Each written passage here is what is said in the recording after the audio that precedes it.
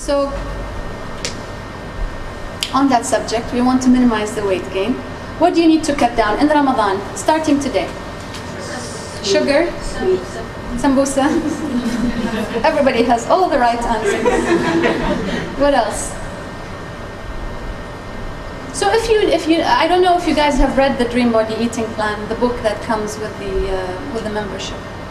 Step number 1 for weight loss. What would, if you remember nothing else today, what should you remember if you need to lose weight? Join the Dream Body. Other than that, how do you lose weight? No milk. No milk. Before, regularly. Again, higher on the list. These are all great tips. Higher. Exercise. Sorry? To believe. Very good. Emotional. Higher. There's something higher.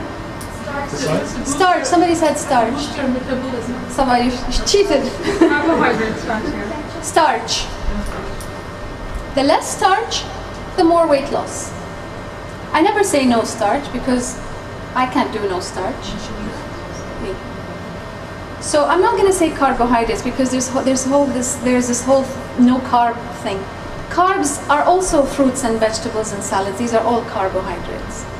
But I'm going to say specific starch, meaning bread, rice, pasta, pastries, pizza, whatever. If you want to lose weight, you need to minimize those. It's as simple as that. If there was a magic pill, this would be it. What if we replace on the brown ones, brown rice? Brown ones are great for health. Do you want to lose weight? If you want to lose weight, you need to cut out the starch. And I'm not talking about for life. Many people think, oh, what am I going to do without starch? As if I just told them to cut out starch for the next 10 years. No, you have a goal. Let's say you cut out starch for 2 weeks. You can't do that. You cut out starch from 2 out of 3 meals.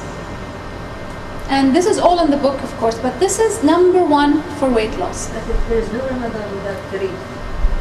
Yeah, well, okay, let's talk about that. Let's talk about people who, I had a question the other day about somebody who said, I know all the advice, but my mother is cooking and her dishes and you know, it's very difficult to resist. Let's say I gave this tip to somebody the other day. I said, let's make a deal. And you make a deal with yourself. It's not with me, it's with yourself. You say, I know that I'm going to have to read tonight. So as a compromise, I will have a salad and a soup first. Okay? So that by the time you have your favorite dish, which you're not supposed to have, you're not starving completely. And the chances are the quantity that you'll have of that is a lot less. Okay? So you do compromises. You make deals with yourself. Let's say you know you want to have dessert on Friday. Promise yourself that for the 3 days before Friday, there's no dessert. Because I can't go home with you and follow you and spoon feed you and make sure you're on the right track, but you can do that with yourself. So if there is sambusa, let's say you bake the sambusa instead. Let's say you have 1 instead of 10. Okay, so I would always start with the soup and the salad and fill yourself up with as many of that stuff before. If you're having the green juice at iftar, chances are it will fill you up a lot so that by the time you come to eat, and it will also balance your brain. I know this sounds very strange, but it will also balance your brain chemicals so the cravings will not be as crazy. How can we leave the vinto? No chance. Well, have the green juice before and dilute the vinto. Maybe have, I don't know, half the quantity of vinto. It's all about choices. It's what choices you make on a daily basis. So maximize digestion, like we said, it's not what you eat, it's what you absorb, what you eliminate. Okay? Balance, BSI is blood sugar imbalance. If your blood sugar is imbalanced and it's all over the place, chances are you'll have sugar cravings. Who has sugar cravings in Ramadan? I'll tell you a trick. If you start your iftar with, I would say, more than 1 or 2 dates, chances are you'll need dessert afterwards. So you could, same. If you, any meal, if you start it with a sweetness, you'll want to end it with a sweetness. So watch out for that. And a lot of people have 4 or 5 dates just even before they eat. And fine, you can have 1 to replenish maybe sugar levels, but if you have too many, you will need dessert afterwards. So watch out for these small things. Last thing I'm going to end on is metabolism. The thing that fails us in Ramadan is our metabolism, because we're not eating the whole day, and then we're bombarding the system with a big meal in the evening.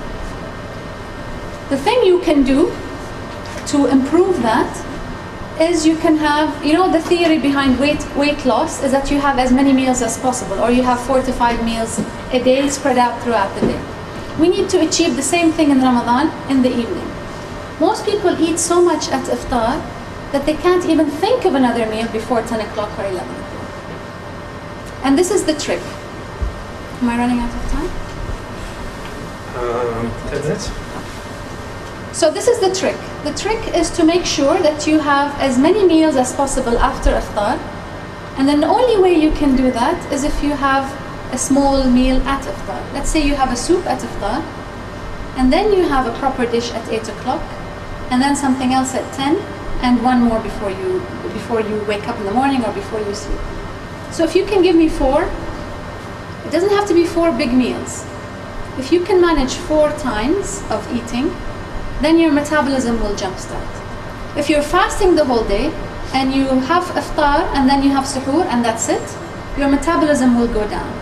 So even for people who lose weight in Ramadan, they might lose weight in Ramadan that way, but after they stop fasting, they'll start eating again with a lower metabolism and they'll start gaining weight.